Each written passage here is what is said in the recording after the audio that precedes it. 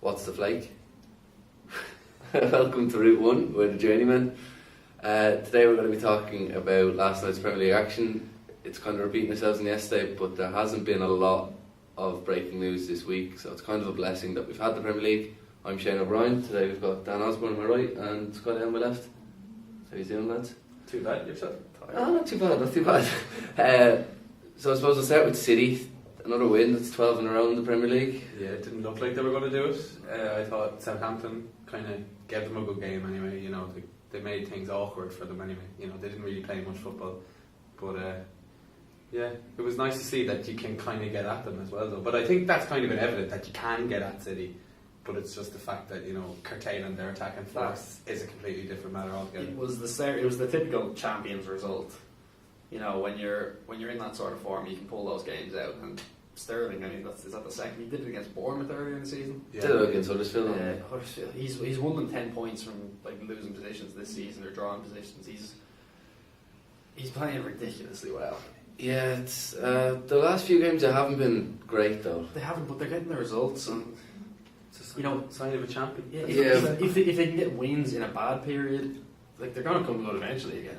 Yeah, and I still think that if United don't beat Arsenal at the weekend, I think that's the title. Yeah, it all comes out to that. I really thought like that game last night was going to make next weekend really interesting because if United won, they would have been only what 6 points with a chance to make it 3. Yeah, so that would have really made things interesting. But I think you're right. If United don't beat Arsenal at the weekend, then it's all over. Which is a bit. I imagine it's November. All over by the end of November. To be fair, I mean, we always say, you know, it always seems like a team has already won it by November, but it seems like City may have. I mean, it's ridiculous. I think it's the match, like the highest ever points tally after this amount of time. I think the last team to get this amount of points from those games was Spurs back in the 60s. Yeah, 1961. Yeah. People forget though that City were 8 points out of United in 2011, 2012.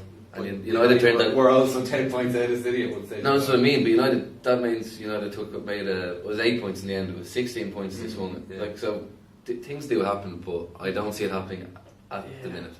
To be honest with you. But I think United are winning ugly. I think that result from against Watford the other night it papered over the cracks a little bit. The fact that we scored 4 goals, we definitely didn't deserve to score 4 goals, and Watford probably deserved a draw. If you were to go by the performance of the football and performance of our teams, a draw probably would have been a fair result. But we kind of got away with it. So. West Ham are not very good at football. West Ham can't football.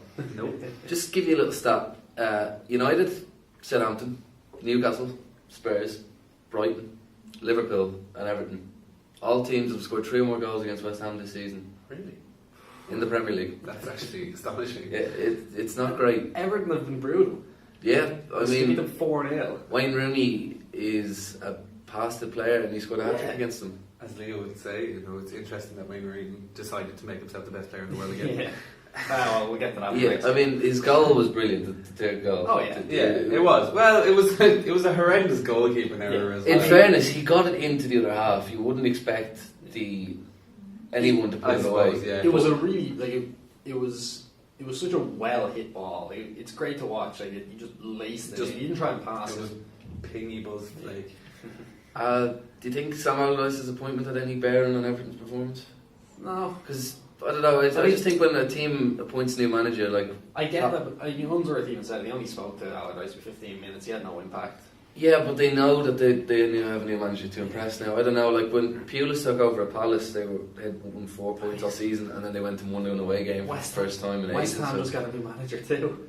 Yeah, he is true. But it is David Moyes. See that Unsworth was the first ever player to score under Moyes' regime at Everton. Yeah, but I think he might have been the one to start his downfall at West Ham already, because 1 point from 3 games is not the kind of impact you want from a new manager, and Bilic is starting to look a whole lot better than what he was. I don't know. I think they should have stuck with Bilic. I don't know. You've been ever since Payet left. I think he just kind of demoralised. But I think Bilic was genuinely passionate about the club because he played there. Bilic is a good man. He played at Everton. I thought he was going to go there after. Yeah, but I think he kind of fell out of love with the club as well. Then But he's a genuinely good man. Like he'll have a job in no time. Yeah, probably. Might get the Ireland job. Who isn't going to get the Yeah, Ireland yeah. job? Hopefully not Martin O'Neill, but anyway. Liverpool, good win, Don? Yeah, weird win. I mean, did you see the I did. the Mignolet challenge? I think it's actually one of the worst decisions of the season. Yeah, and Mignolet said after the game that he committed it on purpose. He said, "Oh well, I knew we would get through on goal, so professional foul. I'll take the yellow." But if he did that on purpose, how did he know he was going to get a yellow? Because that is a red card. It's a red card all day. I don't understand how they haven't given a red card. Like, I'd like to hear the refs just even if he thinks that Gomez has a chance of getting to the ball before Juve, I don't understand because it's still a goal scoring opportunity. Yeah, so it doesn't have to be a it's tap in. Like, No, it's just denying clear yeah, goal scoring. and it was. Yeah. I mean, Now, and it was a vicious enough tackle as well. It wasn't a tackle, it would have been. Yeah, like.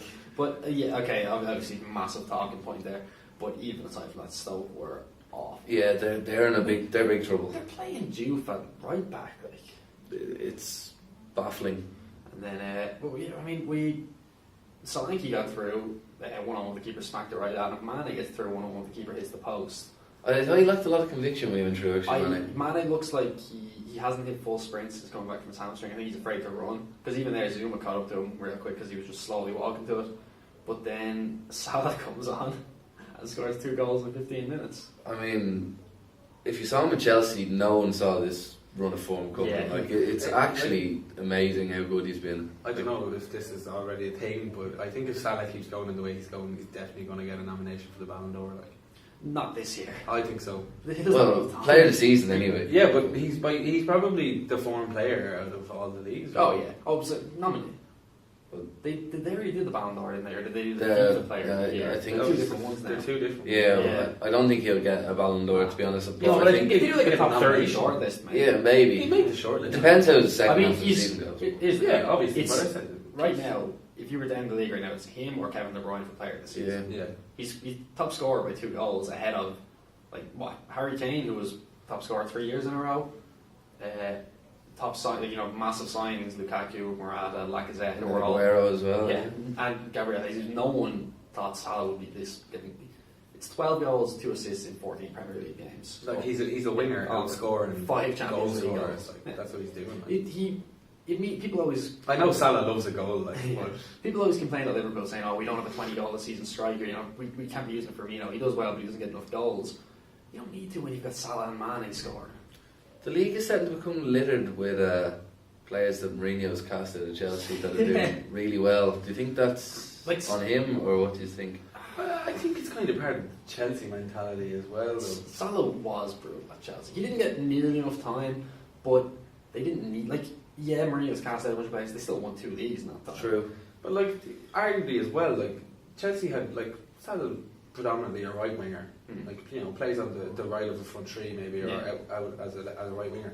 But they had Willian there as well, and Willian is by no means a bad player. Do you know what I mean? So you could easily you could understand how Chelsea went with Willian instead of Salah. But they didn't buy Salah because they wanted him. They bought him because he scored against them in the Champions League and Liverpool wanted him. I mean, it's the same reason they bought Willian. He was going to Liverpool, then he was nearly signed for Spurs, so Chelsea nicked him. It's what they do. It's a lot like Bayern Munich trying to weaken the other team. Yeah, that's Chelsea fair. done that for a while. Dom Solanke was good yesterday. He's a good player. His holder play was very good. He Yeah. set Mane up for his goal as well. He did get the assist there. He should have scored, but he smacked it right on the ground. I thought Firmino was very unselfish not to tap it in. Yeah, I really like that. I was laughing because he did that no-look goal against Sevilla when he tapped it in. The only way you can step it up now is by going for a no-touch goal. Moving on. Burnley have now picked up 14 points away from home. Picked up 7 points away from home last season. They're 6th. I think Burnley are going to finish in the top 4. Okay. You know what? Not going to talk to you anymore. They're telling me not to talk to you anymore. Should we put this one on the Ballon d'Or list? No, Robbie Brady maybe. Robbie Brady has been brilliant for Burnley this season. Which is horrible. Yeah, especially in the wake of what's happened 2 weeks ago. He's gotten better and better. Jeff Hendrick looks good, and all the Danes look terrible. But Brady was brilliant last night. Did you see his goal? A right footer from 20 yards, very unusual He's for never, Brady. he's never used his right foot. And an assist as well. It's just just a little nonchalant flick over a defender. I mean, where is this coming from? Where was this 2 weeks ago? Burnley are 6th. 6th, yeah. They're And ahead of Spurs. Spurs. Could have gone ahead of Arsenal if they won at the weekend as well. Spurs have, like, since Spurs hammered Liverpool have done nothing but play well, and Spurs have been awful. Yeah. It's a mad turnaround, like it's mad how the tables just turn so quickly. Like, Yeah, which is I just struggle to understand how Spurs are so bad at the minute. Like, I think whenever there's European football involved with Spurs, they never do well. They've never handled it well. it's the one kind of nice part of the league this year. Yes, City are running away with it, but at least the other like 5 teams in the top 6 are really kind of As bad as each other nearly. It's really neck and neck. Yeah. How long do you think Burnley's form will last? Do you think that will? I mean, we're coming into the Christmas period now. yeah, it gets tough. The run of games at Christmas is always difficult. You can't do that whole holding out for 90 minutes twice a week. For No. like a month. And I think once a team like that hits 40 points, their whole mentality changes. They're Yeah. safe and they're kind of thinking of the summer. So I think when they hit 40 points, if they continue, or if they get to 40 points soon, I think we might see a bit of a drop off. I'd put them in the top 12. I think they'll get top 10. half. Top 10, I Top think. But Like you could easily see them finishing in the top 8 if they keep going the way they're going. Like, Top 8? Yeah. I'd probably have. and that'd be massive Yeah. for them. Like that would be monumental. I'd say like, obviously top 6 and 7 to 8, something like Southampton, Watford, maybe Burnley. Yeah, I'm not sure if Southampton would be up there. They normally are. I know they have. I know they normally are, but I'm not sure if Southampton don't look like they have an awful lot this year. no. Do you know? They're Apart from struggling. against Everton, which is Yeah, just a that's complete that's outlier, yeah. But Southampton should have sold Van Dijk. Yeah. He's only depreciating there. they could have got some very good money to invest back in the team from Which they've always done well with their Yeah, investments. they It was- as well. it was a done bravado really move. well. Like imagine like the money Southampton had when they bought players like even Gabbiadini was good Yeah. for like 6 months. Yeah. Do you know what I mean? But if you got a player that was good for 12 months, do you know what I mean? They're very good at investing money. And then selling them to Liverpool at the And end of then it. selling them, Yeah. And I mean, most of them, bar Lovren and Ricky Lambert, but we'll forget about that. But that was only 4 million. So Yeah, it's- that was just a nice Yeah, kind but of. Ricky Lambert done what he was there Yeah, to do. that was a Make a Wish Foundation. He always wanted to play, but yeah, I mean, apart from that, though, Lallana, Mane, Klein, who's been dead, I think. I don't know what's happened to him. I think he's dead. Oh well, we got Joe Gomez. Same person. I think that's all for today, is it? Yeah. So. Wrap it up. All right, that's all we have time Thank for you. this week. More so, that's all we have to talk about. So I'll see you again tomorrow.